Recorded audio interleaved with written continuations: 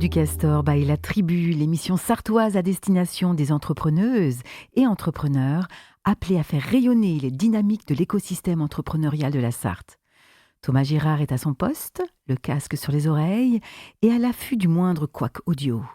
Je suis Isabelle Rancin, je chuchote à votre oreille des sous-sols de la Tribu Coworking, espace alternatif et ô combien joyeux qui, grâce à ses outils by La Tribu, accompagne des dirigeants et des porteurs de projets depuis 13 ans déjà. Bonjour Thomas. Bonjour Isabelle. Chère auditorice, nos deux lumineuses invitées du jour sont Sandrine Conti et Anne-Frédérique Grignon.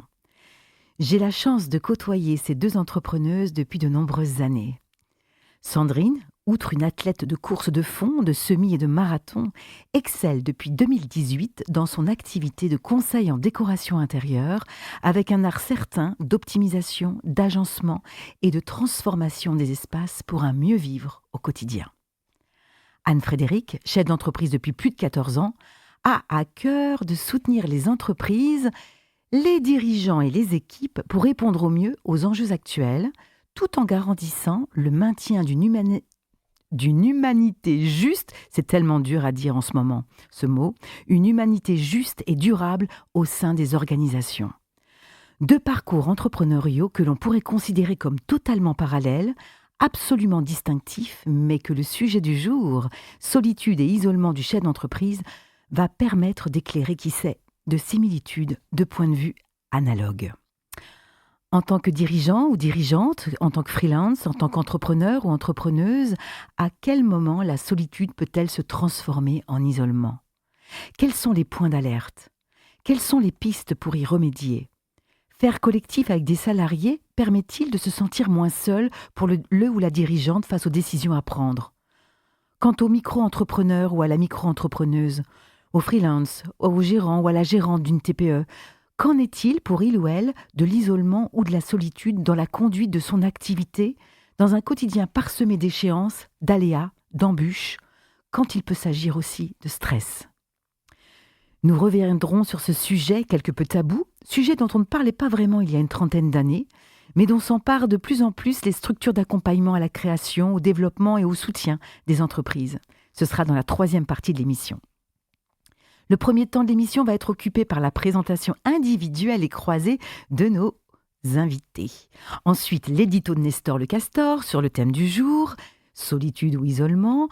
S'en suivront les échanges de nos deux invités autour de ce sujet, avec toujours le tirage d'une ou deux cartes du jeu Les 400 coups du Castor et le questionnaire à la dent de Castor pour en connaître un peu plus sur nos deux dirigeantes. Il sera alors temps de conclure notre émission.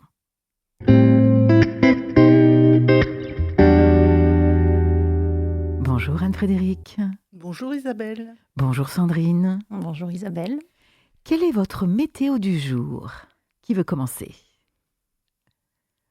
Alors, je peux commencer. Ma météo, c'est un peu orageux parce qu'il se passe plein de choses en ce mois de janvier et en même temps une bonne énergie. Merci. Et Sandrine, comment arrivez-vous ? Alors aujourd'hui, ensoleillé, je dirais. Voilà. Parfois un peu de vent, un peu de tempête, mais bon, dans l'ensemble, le soleil est toujours là. Merci. Je vais proposer à Sandrine de démarrer par la présentation de son parcours, ce qui l'a amené à entreprendre et comment elle vit son activité. Donc depuis 2018, j'ai lancé Sandrine Conti Décoration. Alors après un parcours de salarié pendant de nombreuses années, j'ai décidé de me lancer en fait à mes 40 ans en me disant voilà, j'ai envie de travailler pour moi. J'avais des rêves plein la tête. La décoration a toujours été quelque chose qui m'animait depuis toute petite et là je me suis dit vas-y, fais-le, de toute façon t'as rien à perdre, certainement tout à gagner. Qu'est-ce qui vous a permis de vous lancer ? Qu'est-ce qui vous a donné l'élan de vous lancer ? C'est un burn-out. D'accord. Dans mon précédent métier. D'accord. Et là, je me suis dit, je ne peux plus rester comme ça. Il faut que je trouve quelque chose qui m'anime, en fait. D'accord. Voilà. Et pourquoi la décoration, alors ? Grande question. Certainement depuis l'enfance, en fait, j'avais un papa qui était chef d'entreprise, qui était Plutôt dans le entrepreneur dans le bâtiment, bâtiment, c'est voilà. ça?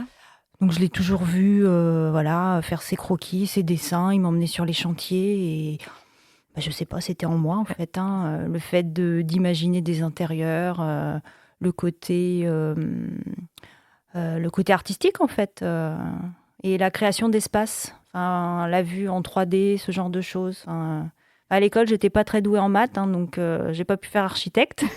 À l'époque, la déco n'existait pas.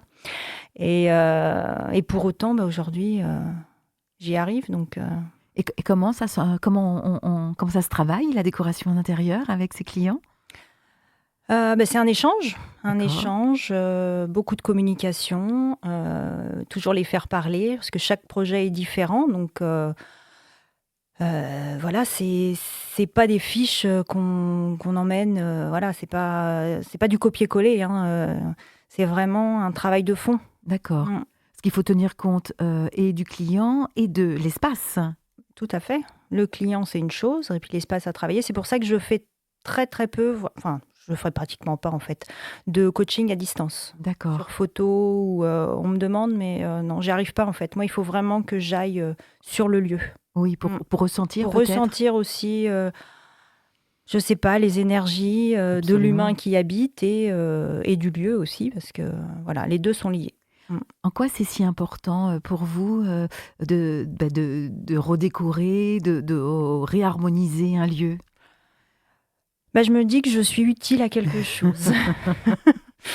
Et souvent, c'est le retour qu'on m'en fait, en fait.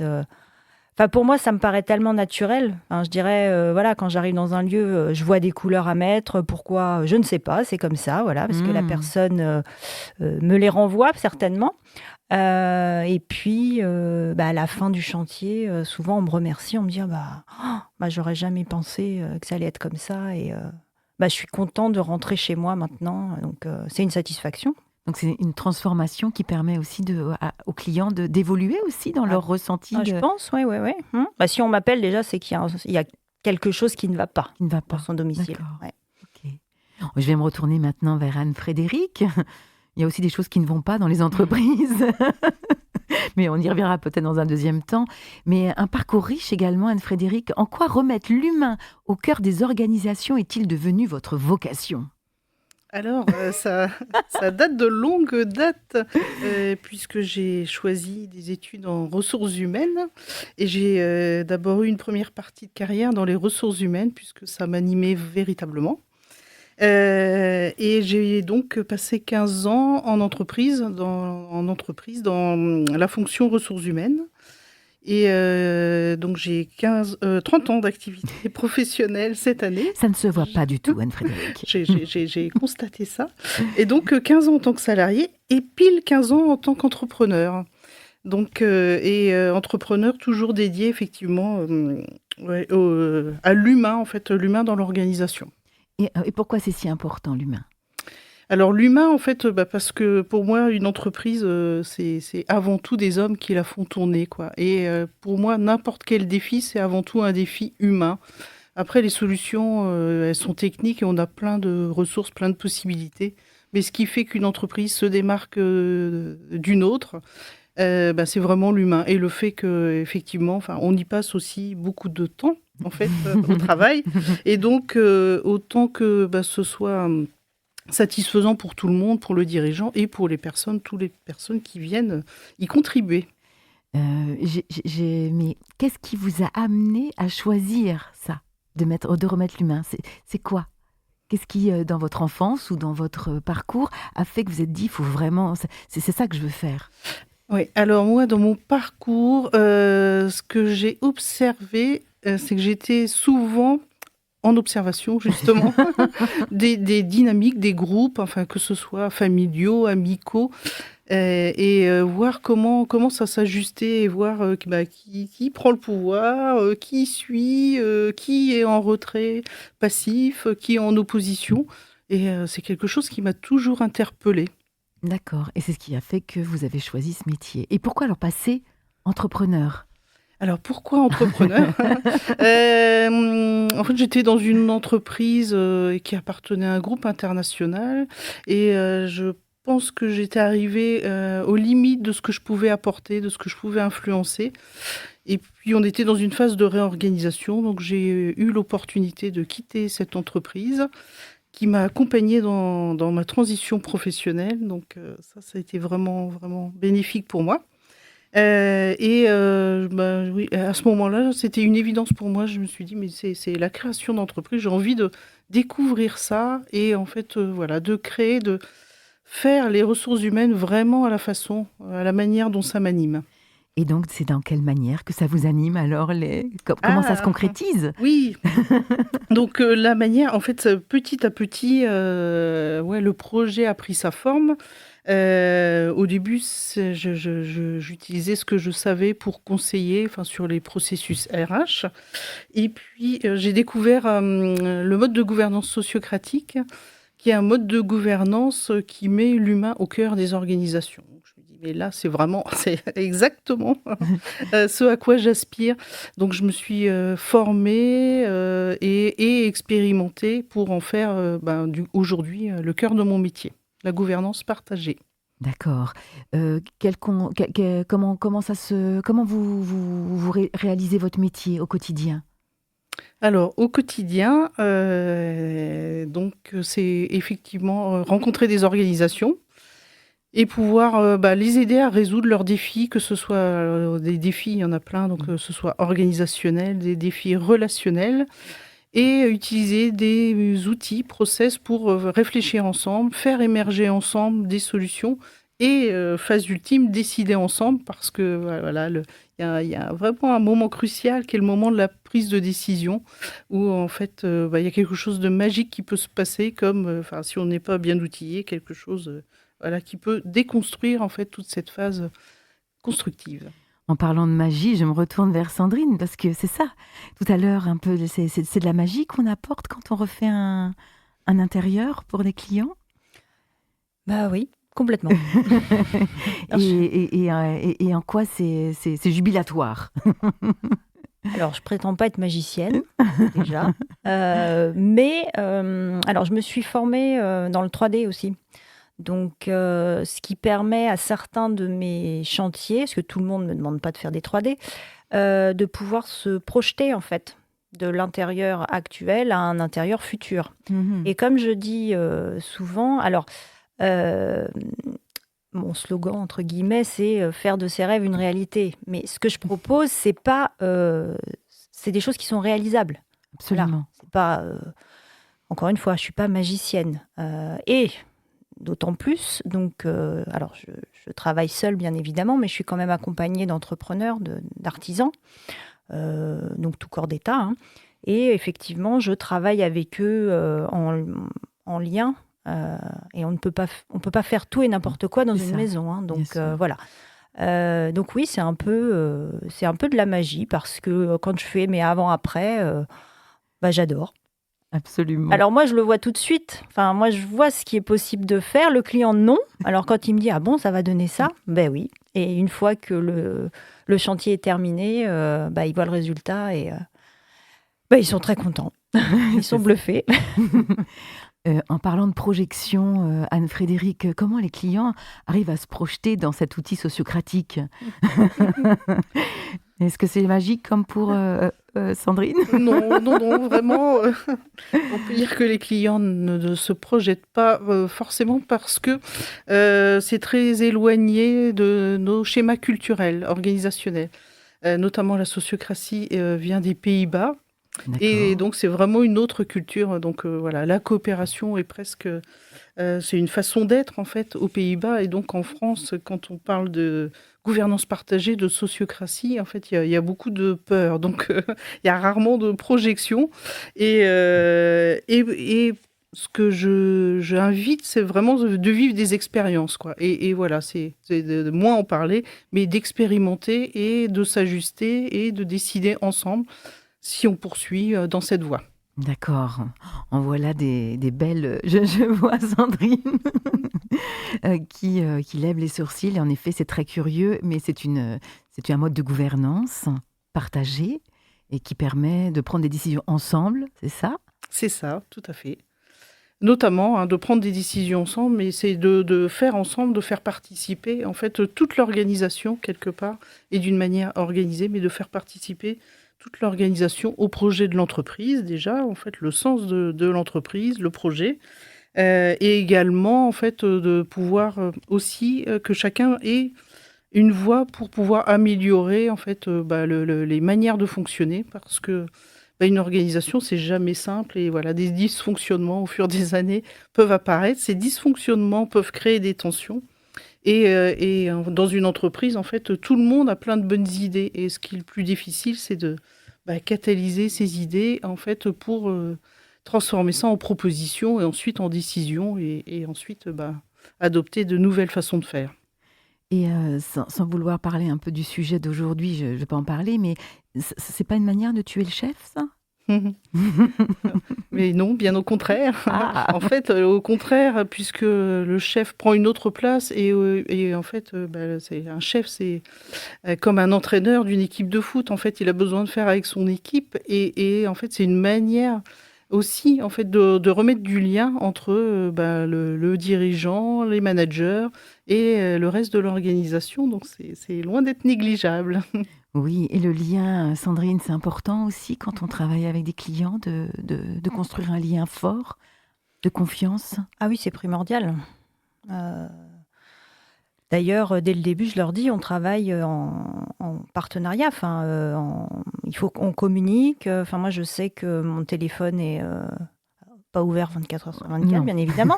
Mais maintenant, on a les réseaux, etc. Donc, WhatsApp, je leur dis surtout, si vous avez des idées, vous me les envoyez, vous m'envoyez des photos. Parce que c'est vrai que d'exprimer un besoin, c'est pas évident en décoration. Oui. Donc, je leur dis souvent, envoyez-moi des photos, des images d'inspiration, c'est beaucoup plus parlant. Tout à fait. C'est comme la couleur. Alors vous voyez bleu, moi je vois vert. C'est important quand on parle de déco, de ne pas se tromper de couleur. Donc non, c'est très très important. Eh bien, c'est parfait. Nous allons pouvoir continuer l'émission.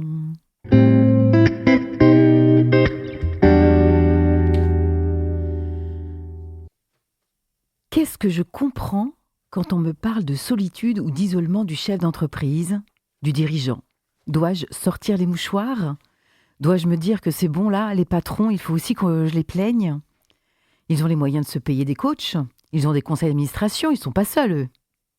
Et notre micro-entrepreneur, entrepreneuse de Loué-sur-Sarthe, pédagogue S-Nature, ou encore notre consultant en transition écologique, notre traiteur à domicile, notre illustratrice engagée, notre coach bien-être, notre décoratrice d'intérieur ou notre épicière bio préférée, comment il ou elle vit sa solitude ou son isolement, ou les deux. La solitude peut être choisie. C'est d'ailleurs souvent ce qui est prétendu par les nouveaux entrepreneurs. J'en avais marre de la hiérarchie, des collègues avec lesquels je ne m'entendais pas toujours. Je voulais me lancer seule, être enfin libre.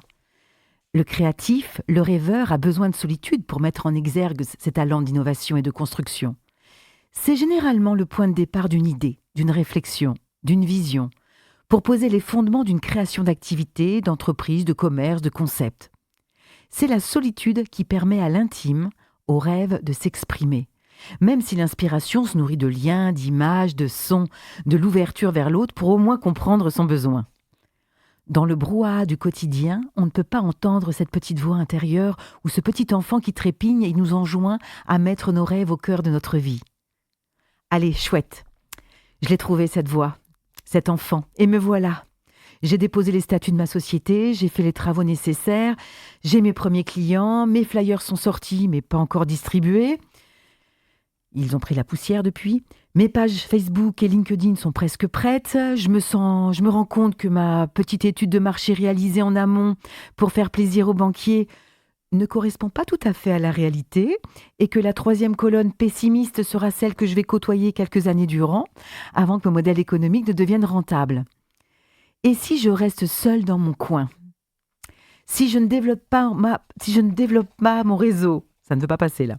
Si je ne vais pas au-devant de mes clients, si je ne trouve pas l'élan pour animer mes réseaux sociaux, si je ne me renouvelle pas suffisamment, si je dis oui à tout, je risque de m'épuiser et de me replier sur moi-même. Ben oui, va montrer aux autres, à ceux que tu as joyeusement laissés à leur statut de salarié, que la vie entrepreneuriale n'est pas aussi rêvée que prévu. Et comment sortir de cet isolement économique et humain dans lequel je suis tombée insidieusement ? Alors je m'enferme, un peu plus encore, par manque de temps, manque d'argent, manque d'énergie, et par peur du regard des autres sur ce constat d'échec qui se profile à l'horizon. Des études de BPI France, donc très sérieuses, ont été réalisées par les dirigeants de PME ETI, des grosses boîtes. Ils ne sont pas mieux lotis que les entrepreneurs indépendants, mais eux, ils ont le droit à des études statistiques. 45% d'entre eux souffrent d'un sentiment de solitude et 74% se sentent insuffisamment entourés. Incroyable. Et pourtant, nous partageons avec eux les mêmes souffrances. L'absence d'alter ego, de pairs avec qui échanger, le poids des responsabilités et de l'exercice du pouvoir, la complexité de l'environnement économique et social pèsent tout autant sur leurs épaules que sur les nôtres, jusqu'à épuisement professionnel. La pression, le rythme, les doutes nous fragilisent tant que nous ne pouvons aller jusqu'à la rupture de liens sociaux, de relations affectives et amicales. Et de la solitude toute pimpante de création et de promesses d'avenir radieux, nous tombons dans l'isolement car il n'est pas très agréable pour l'entourage d'entendre parler soir ou matin ou au resto avec les quelques copains qui restent du côté obscur de l'aventure entrepreneuriale. Ça fait peur. Ben oui, ça peut s'attraper, le dégoût de la vie. Alors que faire pour éviter de s'isoler, de se démotiver, de rendre son tablier entrepreneurial ? Faire une joyeuse cuisine de tous ces conseils ci-après ? Choisir de s'entourer, de participer à des réunions, des petits déjeuners, se rapprocher de réseaux, de coopératives ou d'espaces de coworking, se former, se réinventer, co-construire avec d'autres entrepreneurs car des concurrents, ce sont des partenaires qui s'ignorent. Et pour ce faire, demander de l'aide auprès de coachs, de structures d'accompagnement qui soutiennent la mise en œuvre des défis et enjeux actuels. Pour les entreprises plus conséquentes en taille, revoir peut-être la gouvernance et l'organisation pour vivre le partage du pouvoir sans le perdre et augmenter ainsi l'implication des équipes dans la stratégie de l'entreprise. Pour chaque entrepreneur, chaque entrepreneuse, dirigeant, dirigeante, apprendre à déconnecter de l'entreprise via des loisirs, des passions, des techniques de bien-être, du sport, de la relaxation, de la méditation, pour rester dans la vie avec ses proches, ses amis, pour trouver la respiration et la ressource nécessaire pour repartir le lundi matin avec entrain et envie de continuer cette magnifique aventure qu'est l'entrepreneuriat au service de nos rêves.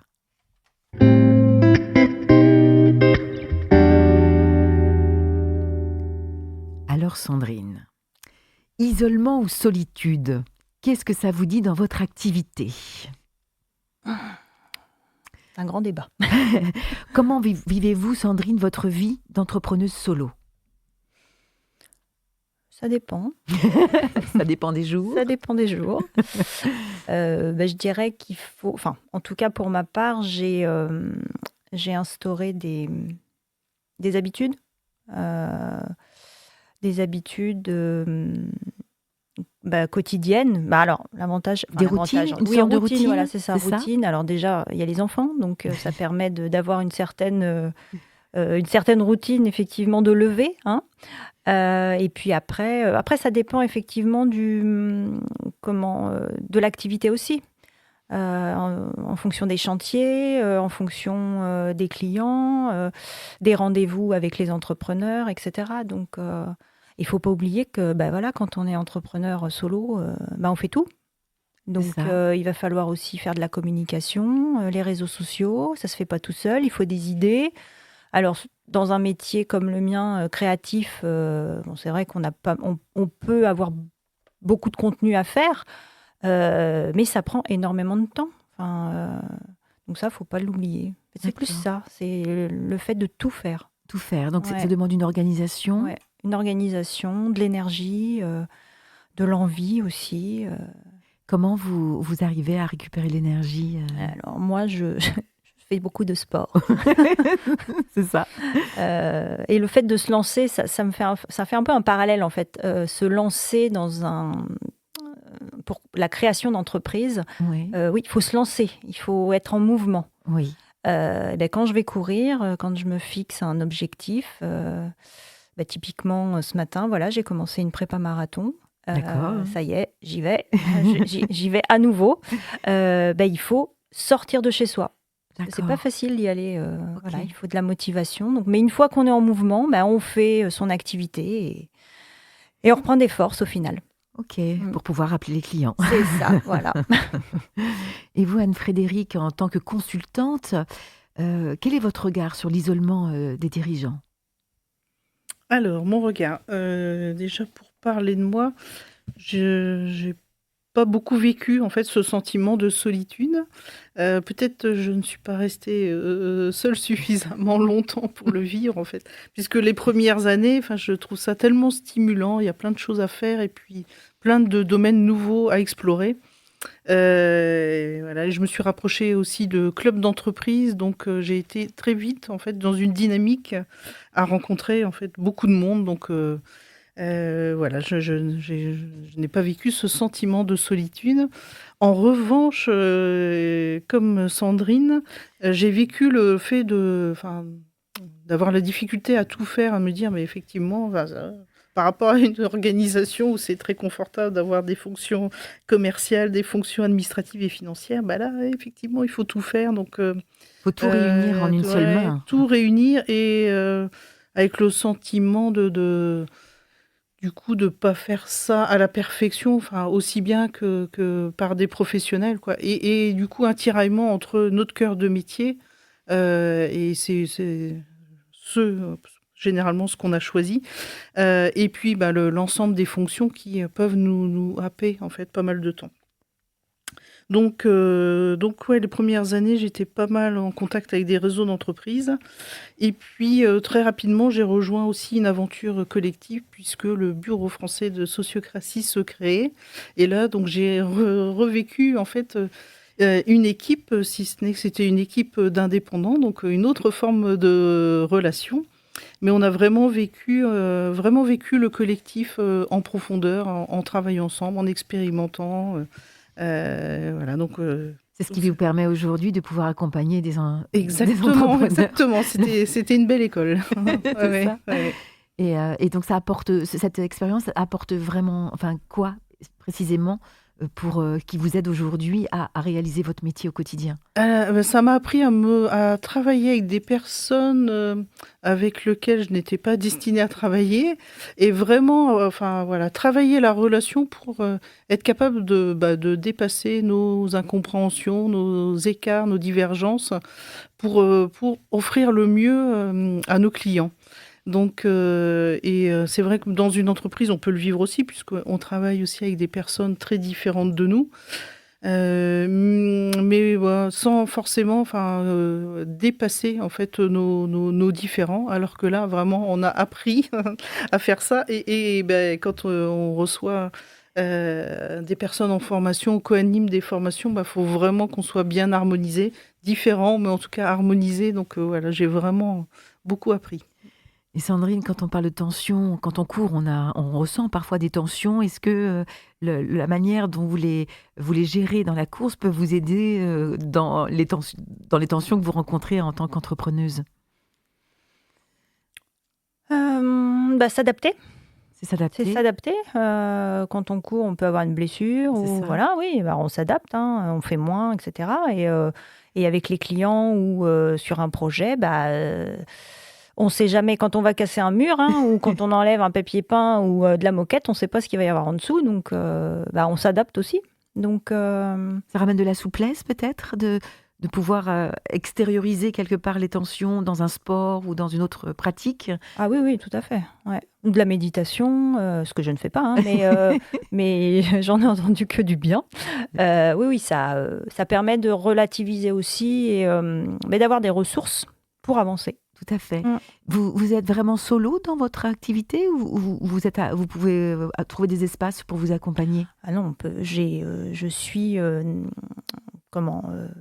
au sein de la tribu coworking justement, et donc au début de mon activité, ça m'a beaucoup aidée parce que voilà, on était entourés pour le lancement d'une création d'entreprise, c'est très important. Et encore aujourd'hui, c'est une soupape en fait. Enfin, on sait qu'il y a d'autres entrepreneurs qui sont alors dans des secteurs complètement différents, hein, mais il y a un espace humain à l'écoute. Et ça, c'est quand même super important. C'est pour ça que j'y suis toujours, d'ailleurs. Anne-Frédérique, justement, les symptômes quand on se sent un peu seul en tant que dirigeant, ce sont lesquels? Pour qu'on vienne vous chercher. Les personnes qui nous écoutent là, si elles ressentent Oui. un symptôme et qu'elles doivent vous appeler. Alors, les symptômes, je pense qu'il y en a un, c'est le fait d'être connecté en permanence à son projet professionnel. En fait, ça prend toute la place. D'accord. Et donc, oui, et quand c'est une histoire de disponibilité. Quand on commence à sentir qu'en fait, dans nos espaces privés, on est moins disponible. Pour moi, c'est un signal, en fait, D'accord. oui, qu'il y a, il y a de la solitude, voire de l'isolement. D'accord. Et donc ça, c'est important. Un deuxième là, parce que c'est très intéressant. Un deuxième symptôme Un deuxième symptôme, oui, je pense que ça, peut-être sentir l'énergie qui baisse, quoi. Voilà, c'est Une forme de fatigue. une fatigue, en fait, C'est une ça. fatigue qui s'installe, sachant que c'est toujours difficile à détecter parce que ça s'installe petit à petit, quoi. Donc c'est assez insidieux, mais pour autant, il y a une forme de fatigue qui s'installe avec effectivement les moments, les week-ends, on aimerait récupérer, mais on récupère pas tant que ça, donc. D'accord. Ouais. Et là, le remède à ce type de symptômes, c'est un peu comme le disait Sandrine tout à l'heure, c'est d'aller voir d'autres entrepreneurs ou de se rapprocher d'autres organisations. Quel est le remède selon vous? J'ai plein de pistes à proposer. Bon, donnez-en Oui. une ou deux. Alors, en fait, je dirais 3 choses. Je dirais s'entourer déjà, Oui. donc que ce soit en interne dans son organisation ou en externe. L'autre, c'est effectivement se ressourcer, donc prendre soin des coupures, en fait, voilà, des coupures, ça peut être des micro-coupures, voilà, des respirations de 5 minutes, comme la coupure le soir, comme la coupure le week-end, comme la coupure les vacances aussi, qui sont très Ça. importantes. Et puis se relier aussi, en fait, se relier à son projet fondamental, en fait.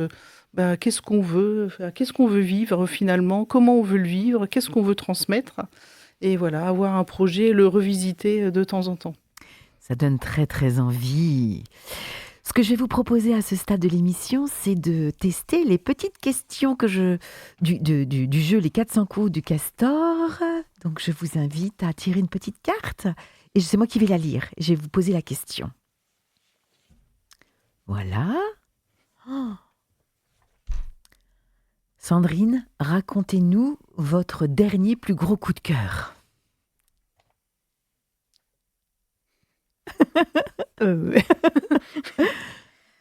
On parle de quoi exactement? De tout, coup de cœur.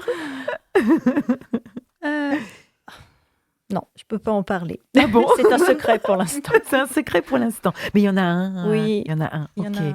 Oh, c'est dommage. Anne-Frédérique, c'était celle-ci? Ah, c'est là. Dans le coup, quand savez-vous que tout va bien? Alors, quand je sais que tout va bien, c'est quand je me lève le matin et je sens que j'ai la pêche et j'ai envie de faire plein de choses. Et quand je sens aussi que, oui, j'ai plein d'idées, je me sens vraiment créative. Ok, merci. Sandrine, parce que tout à l'heure, c'est coup de sang. On est passé de coup de cœur à coup de sang. Qu'est-ce qui vous énerve le plus dans la vie? Alors là, la première chose qui me vient, c'est beaucoup plus rapide d'un coup. Alors j'ai des appels de pas mal de clients, enfin de personnes. Quand on remet en cause, alors on parle souvent de tarifs, Oui, le prix, le la tarif, valeur. voilà, Quand on voilà. remet en cause votre valeur. Ouais, ça Oui. c'est quelque chose qui Oui. m'agace profondément. Ok. Mais aujourd'hui, je dis non. J'ai Ah, appris à dire non. ok. Je préfère refuser de travailler avec quelqu'un qui ne ne reconnaît reconnaît pas pas. ma valeur plutôt Absolument. que... Voilà. Pour les entrepreneurs, c'est une question qui est très importante. Et la dernière petite question pour Anne-Frédérique. À quoi souhaitez-vous apporter de l'aide? dans un cas d'un coup de pouce. Ok. Alors, de l'aide à tous les dirigeants qui se sentent isolés, déjà. Dis donc, mais c'est une belle transition, oui, ça. c'est C'est pas ça. fait exprès. Hein. C'est ça. Et puis également, peut-être aux équipes municipales qui sont en train de se créer. Parce que bah ouais, c'est un nouveau mandat qui démarre et c'est très engageant et voilà. Donc je pense qu'on peut leur apporter aussi des choses pour tenir dans la durée. Parfait. Aider le collectif. Mm. Absolument. Merci. Où en est votre énergie arrivée à ce stade de l'émission? Mais ça m'a redonné encore plus d'énergie. À fond. Anne-Frédérique. Oui, stimulée par nos échanges, merci. Oh, donc nous voici arrivés au moment poétique des 400 coups du castor. Je vais poser à chacune de vous deux une série de questions à la Proust, issues de notre questionnaire à présent célèbre, qui s'intitule Don Castor. Le principe est de terminer le plus spontanément possible la phrase ou le début de phrase proposé afin de laisser parler la voix de votre cœur. Vous découvrir un peu plus encore pour nos auditorices et leur donner envie de vous rencontrer. Je me laisse bien entendu la liberté de venir creuser un sujet, d'où le rapport avec le castor.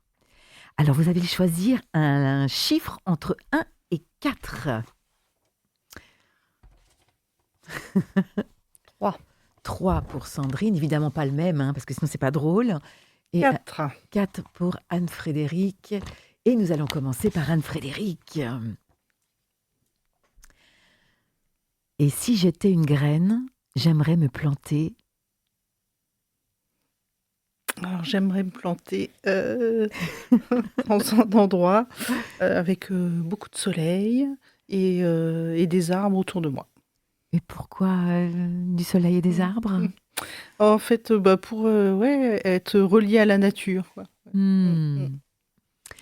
C'est facile pour moi de... Très bonne question. C'est facile pour moi de rencontrer des gens. J'aime bien rencontrer des gens, enfin voilà, de rencontrer des gens différents et aller à leur rencontre, en fait, les écouter véritablement. Qu'est-ce que ça vous apporte d'écouter les gens? Ça me permet, enfin, un niveau de connexion, en fait, voilà, une richesse, parce que pour moi, il y a beaucoup de richesse dans l'humain, donc rencontrer, voilà, des humains est quelque chose qui m'anime. Aujourd'hui, 3 petits points. Aujourd'hui, j'allais dire tout est possible. On va dire dans un monde un peu perturbé, on ne peut qu'améliorer les choses. Donc voilà, tout est possible et on a accès à un certain nombre de connaissances, savoir-faire. Donc voilà, il y a plein de possibilités. Il suffit de choisir. J'aime écouter. Ah, j'aime écouter. Alors déjà, j'aime écouter de la musique. J'écoute beaucoup de musique. Mais ce qui me venait, c'est j'aime écouter aussi les sons de la nature et le chant des oiseaux en particulier. Si j'étais un instrument de musique. Un instrument de musique, je serais la kora. En fait, j'aime beaucoup cet instrument, sa mélodie. Voilà. Qu'est-ce qu'elle vous inspire? Et les sons africains, enfin, il y a une sorte de simplicité, en fait, et à la fois une poésie, Une je trouve. Une authenticité. Ouais, ouais. S'il était trop tôt. S'il était trop tôt pour changer le monde. Je ne sais pas. Il était trop tôt pour changer le monde. Il était une fois. Il était une fois. Il était une fois un nouveau chapitre, en fait, qui s'ouvre. Voilà, puisque l'IDENOU est la structure que j'ai créée avec des partenaires il y a 1 an et demi. Donc, il était une fois une belle aventure collective. Qui démarre et on lui souhaite beaucoup de succès. Aujourd'hui, je choisis de... Aujourd'hui, je choisis de croire dans mes rêves. Vous en avez un ou deux à nous partager? Non, c'est secret encore, comme Sandrine tout à l'heure. Ouais. Ok. Je suis pour... 3 petits points.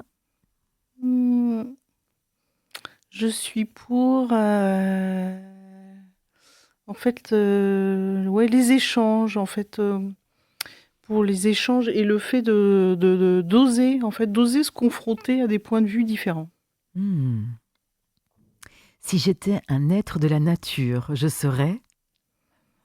Alors, si j'étais un être de la nature, je serais un oiseau. Je choisis souvent l'oiseau. En fait, j'aime beaucoup, en fait, voilà, c'est la symbolique, à la fois de la liberté, à la fois d'être en hauteur, d'avoir un point de vue, voilà, un peu haut, et à la fois d'être très dans le concret et voilà, être capable de construire un nid avec, voilà, 2 bouts de brindilles. Enfin, je trouve ça assez magique.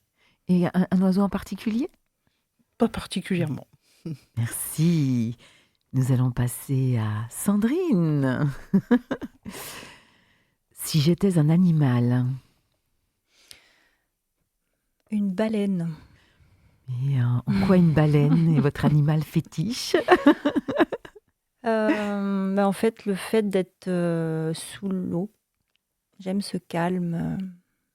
Ouais, ce calme et cette.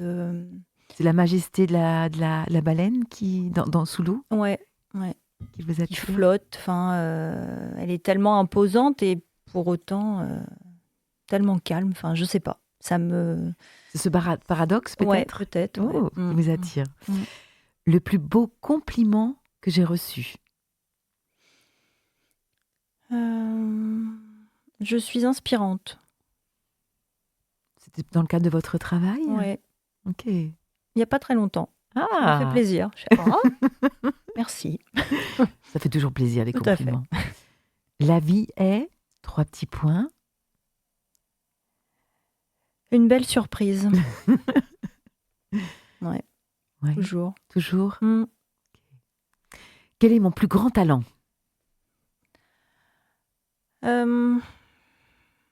Savoir m'adapter.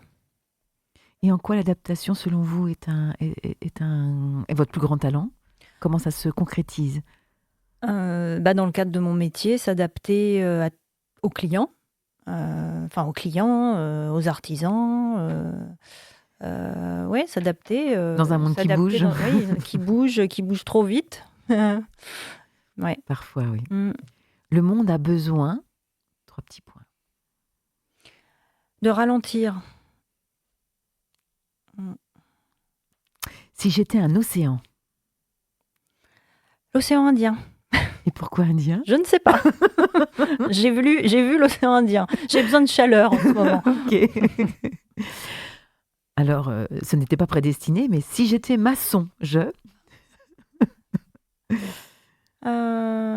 construirais un monde différent de celui dans lequel on vit, avec un peu plus d'humanité. Hmm. Si j'étais une saison, Le printemps. Le printemps où tout renaît. Tout renaît. Voilà. Le mot que je préfère. Rêver. Hmm. Mon rêve absolu, c'est... Oh,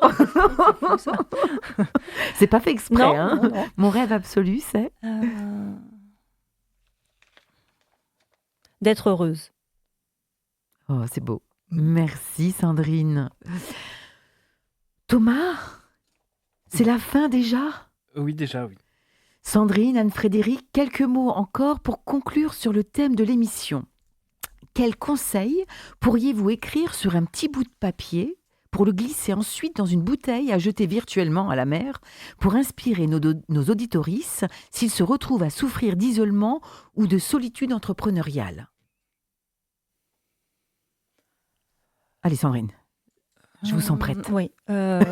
Toujours croire en ses ressources. Ok. On n'a pas... on n'imagine pas tout ce qu'on a en nous. Tout est là, en fait. On a un potentiel infini. Oui. Absolument, merci. Et vous, Anne-Frédérique? Alors, un conseil, une petite pépite, créer un cercle supérieur, en fait, ou un cercle de bienveillance pour être accompagné par des pairs, des sages ou voilà, des personnes novices qui viennent nous questionner et nous soutenir. Pour ne pas être seul, bien entendu. Exactement. Dernière confidence, quel sera votre prochain petit pas dans votre parcours entrepreneurial ou votre parcours tout court de vie? Oui, je vois, là, vous regardez. Qu'est-ce qu'on doit dire? Qu'est-ce qu'on doit dire? Mais ce que vous voulez, votre prochain petit pas entrepreneurial ou pas de vie. C'est difficile parce que il n'y a pas beaucoup de petits pas. Enfin, c'est toujours grand des pas. grands pas, Ah, quoi, en fait. D'accord. Des grands pas, voilà, du coup, de continuer à consolider une équipe de partenaires. Un grand pas, oui, d'aller rencontrer des équipes municipales. Enfin, voilà, il y a Ça aller vers l'autre. Là. Oui, Les ouais, pas, c'est ça. c'est aller vers Oui, l'autre oui, oui. et se mettre en Continuer. connexion. Voilà. Ok. Oui, je suis d'accord avec ça. Ok, Sandrine. Non, mais c'est vrai. Enfin, aller